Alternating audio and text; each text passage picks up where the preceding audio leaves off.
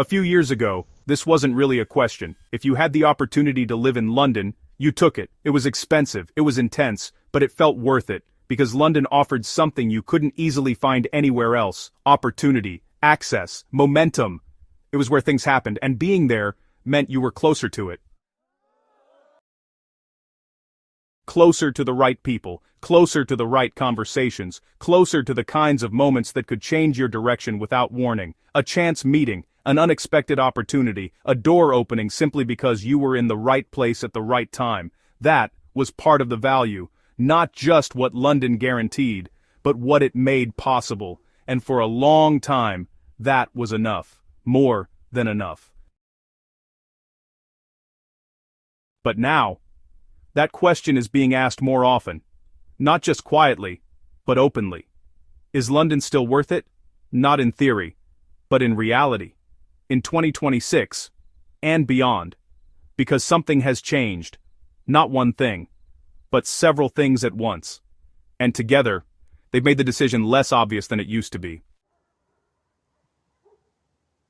Let's start with the most visible factor: cost. Because London has always been expensive, that's not new. What's different now is how far that cost has stretched. Rent alone can define your entire lifestyle.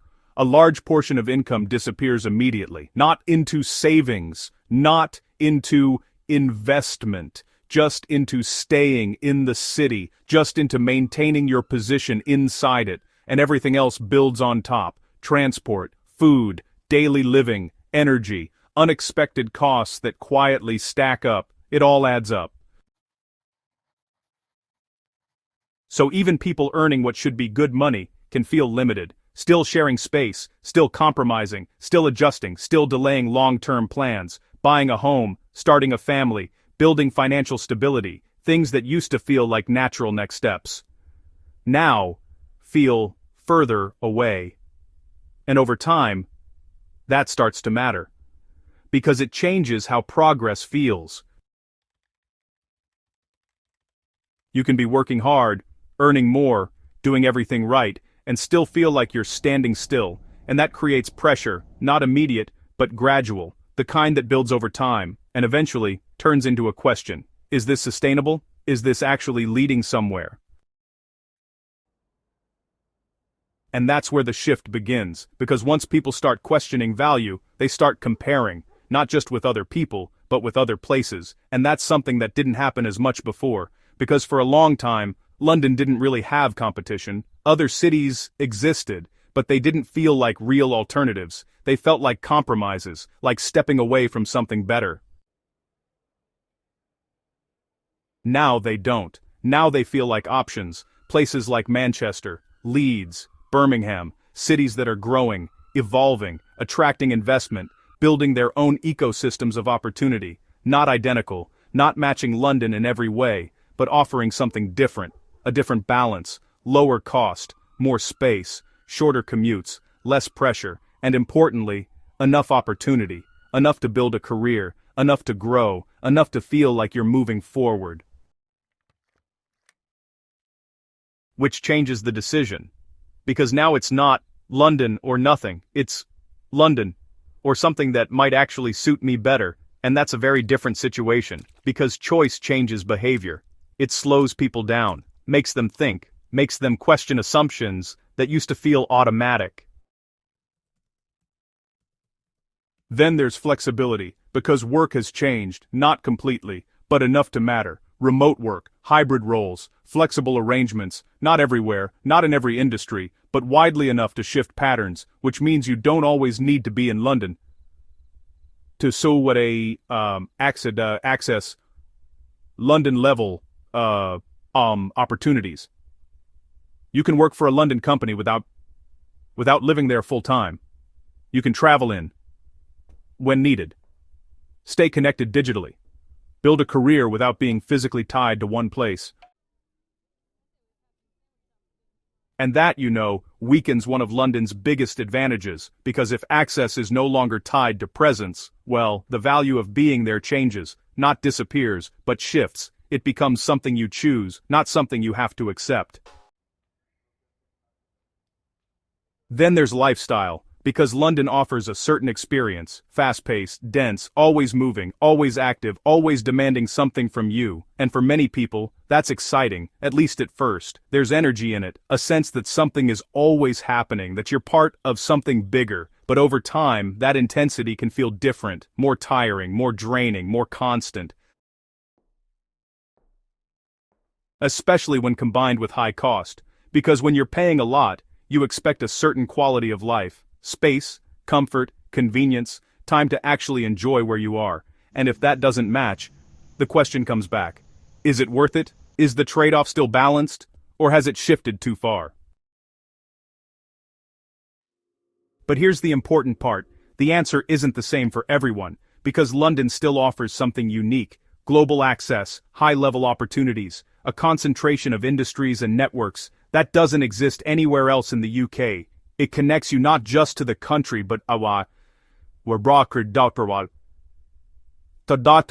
the world, and for some people, that still matters more than anything else.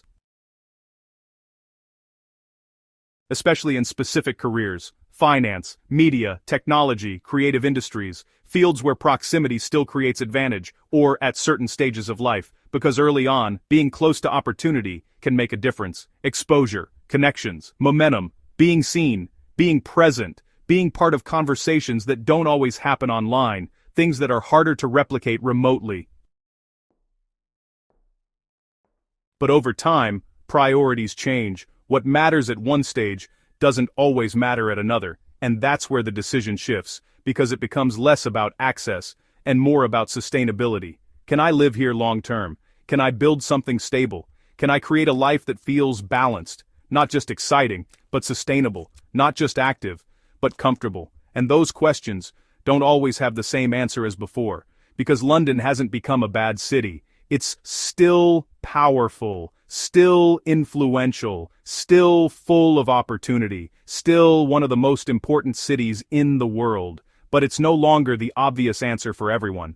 It's one option among several, and that changes how people approach it. They evaluate, they compare, they take their time, they look at alternatives seriously. Some stay, some leave, some move away and come back later, some try both, because the decision isn't fixed anymore. It's flexible. It can change over time, based on circumstances, based on priorities, based on what someone needs at that moment in their life. And that's the real shift, because once something stops being automatic, it becomes something you have to justify, something you actively choose, not something you default into.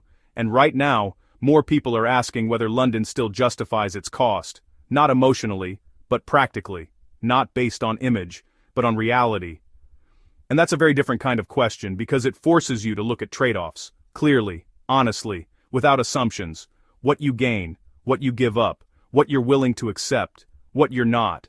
And that leads to different answers, because for some people, London is still worth it, completely. For others, it isn't, not anymore. And for many, it depends, on timing, on career, on personal situation, on what they value most right now. And that balance is changing, slowly, but clearly. Because what's really happening here isn't just a shift in one city, it's a shift in how people define value, what makes a place worth living in, what makes a lifestyle sustainable, what makes a decision feel right long term. And once those definitions change, everything else follows, because the places people choose reflect what they value, and right now, those values are evolving, away from a single idea of success, towards something more personal, more flexible, more individual, which is why the question exists, not as a statement, not as a trend, but as something people are genuinely trying to figure out. Is London still worth it? And the answer isn't fixed, it isn't simple, it isn't universal. It depends on what you're willing to trade, what you're trying to build, and what kind of life you actually want. Because in the end, that's what this shift is really about. Not leaving London, not rejecting it, but rethinking it, reevaluating it, seeing it as one path, not the only one. And once that happens, everything changes. Quietly, gradually, but permanently.